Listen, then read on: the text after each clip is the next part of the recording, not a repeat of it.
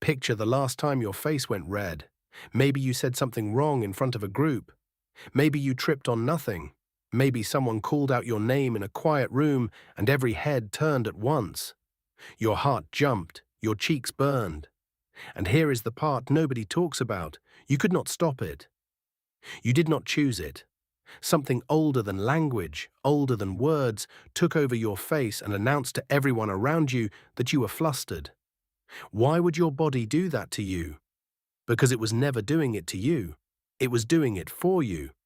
And once you understand how that works, embarrassment stops feeling like a flaw and starts feeling like something almost beautiful. You care about what other people think of you.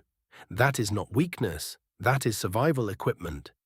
For almost all of human history, being thrown out of your group meant death. No fire, no food, no protection. Loneliness was not just uncomfortable, it was a sentence. So your brain evolved to watch the social world the way a lookout watches the horizon, constantly scanning, constantly asking, "Do these people still want me here?" Embarrassment is the alarm that fires when the answer might be no. In 1995, a psychologist named Dacher Keltner at the University of California, Berkeley, ran a series of studies on embarrassment and what it actually signals to other people. He found something unexpected. When people watched someone blush and look away, press their lips together, maybe give a small awkward smile, they rated that person as more trustworthy, not less. The people who showed no embarrassment, who brushed off their mistakes without a flicker of discomfort, were seen as colder and less likable. The blush, it turned out, was a kind of public apology, a signal that said, "I know the rules, I broke one, and it matters to me that I did." Think of it like this. Imagine you bump into someone's coffee and it spills everywhere. Two things can happen. The person either looks mortified, apologizes, helps clean it up with shaky hands, or they shrug, say whoops, and walk away. Which version makes you feel better? The first one. Because the blush proves the person understands what they cost you. It is a social receipt. Charles Darwin noticed this too.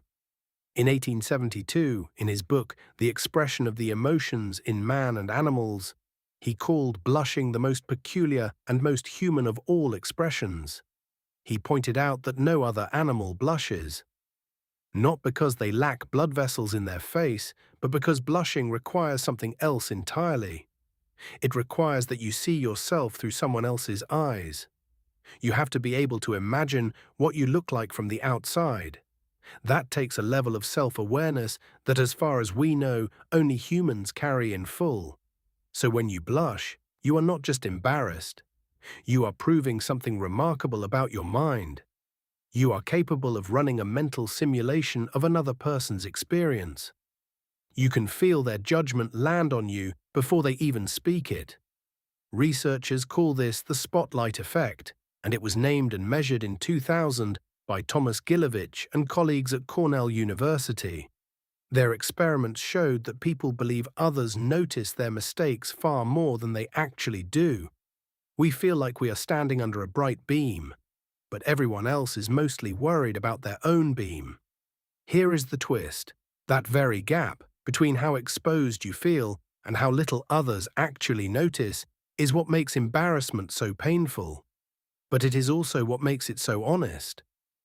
A person who cannot feel embarrassment is not brave. They are missing a wire.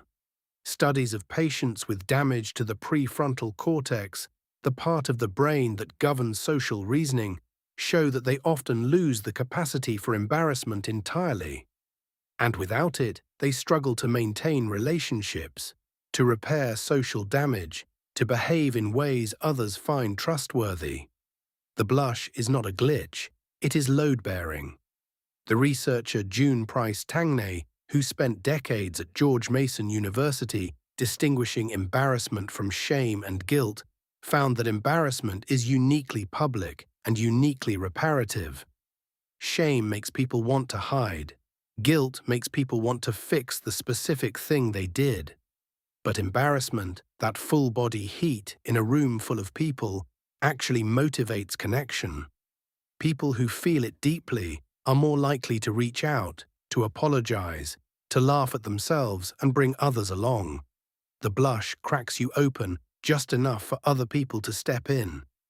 So the next time your face betrays you, the next time your cheeks go red and you wish you could disappear through the floor, notice what your body is actually saying. It is saying, I am paying attention. I care about this group. I am not dangerous. I know I stumbled and I am not pretending I didn't.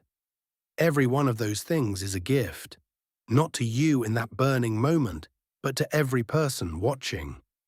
Because they have felt it too, and seeing it in you reminds them they are not alone in it either. Embarrassment is the price of belonging. And belonging, it turns out, is worth every red-faced second.